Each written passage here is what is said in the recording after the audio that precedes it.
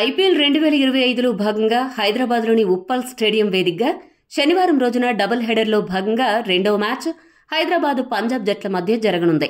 ఈ మ్యాచ్లో ఎస్ఆర్హెచ్ సొంత గడ్డపై ఆడనుండడంతో ఆ జట్టు అభిమానులు కొద్దిగా ఆతృతగా ఉన్నారు.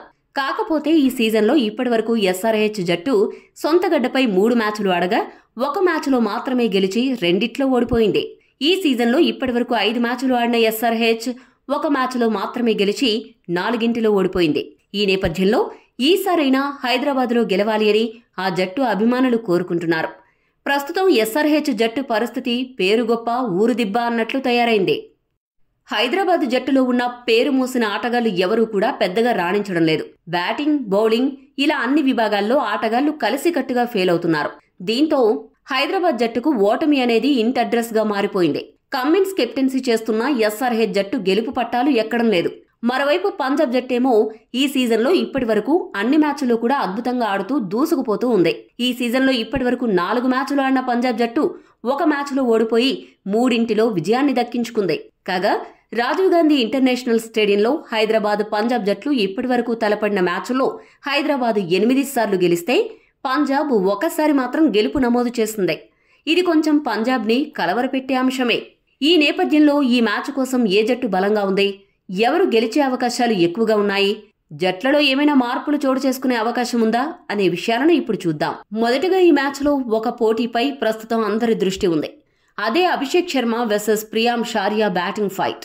గత మ్యాచ్లో ప్రియామ్ షారియా ఒత్తిడి సమయంలో ఫాస్టెస్ట్ సెంచరీ చేసి పంజాబ్ గెలుపులో కీలక పాత్ర పోషించాడు. ఇక అభిషేక్ శర్మ గతంలో ఇలాంటి పవర్ఫుల్ హిట్టింగ్ ఇన్నింగ్స్లో ఎన్నో ఆడాడు.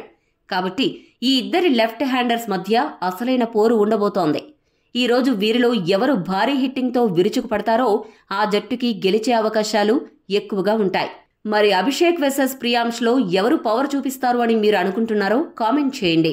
ఇక ఎస్ఆర్హెచ్ జట్టు గెలవాలంటే తక్షణమే ఈ 3 మార్పులు ఖచ్చితంగా చేయాలి. అవేంటంటే అత్యంత చెత్తగా బౌలింగ్ చేస్తున్న సిమర్జీత్ సింగ్ ను తక్షణమే జట్టు నుంచి తప్పించి ఆ స్థానంలో హర్షల్ పటేల్ ను జట్టులోకి తీసుకోవాలి.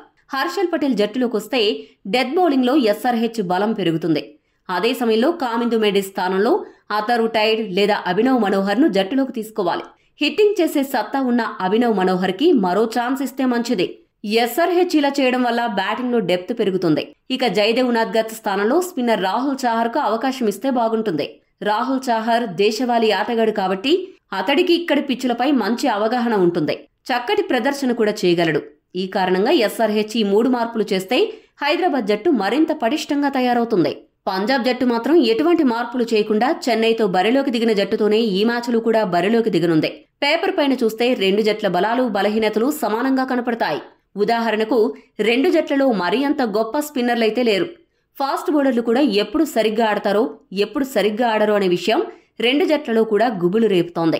ఇక బ్యాటింగ్ విభాగంలో అయితే ఎస్ఆర్హెచ్ జట్టు బలంగా కనపడుతోంది. కానీ రియాలిటీలో మాత్రం ప్రస్తుతం ఉన్న ఫామ్ను గనుక పరిశీలిస్తే హైదరాబాద్ జట్టు కంటే పంజాబ్ జట్టు అన్ని విభాగాలలో మెరుగైన ప్రదర్శన కనబరిచి విజయాల బాట పట్టింది.